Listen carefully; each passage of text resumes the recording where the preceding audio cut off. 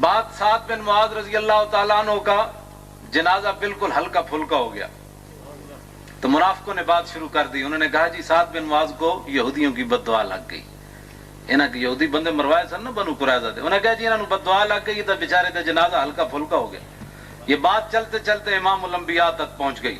نبی علیہ السلام نے فرمایا یہ لوگ جھوٹ بولتے ہیں, سعد بن معاذ کو یہودیوں کی بد دعا لگی. سعد بن معاذ کو بد دعا نہیں لگی بلکہ سعد بن معاذ کا جنازہ اٹھانے کے لیے 70,000 فرشتے آئے ہوئے ہیں جناب, جو آج تک زمین پر نہیں اترے. تو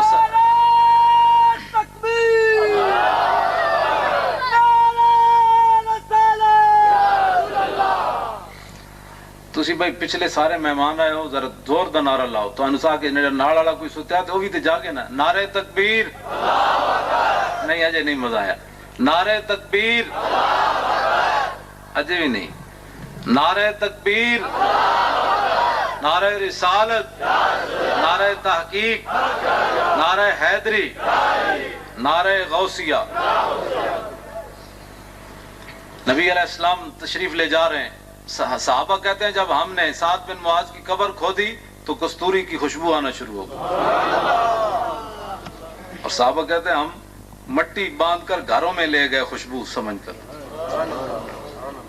جتنے حضور دے غلام نے جانا ہے وہ قبر بھی خوشبودار بن جاتی. لیکن ہوئے سعد بن معاذ جا حضور نو بھی خوش کرے تے حضور دے دشمنوں نو بھی للکارے.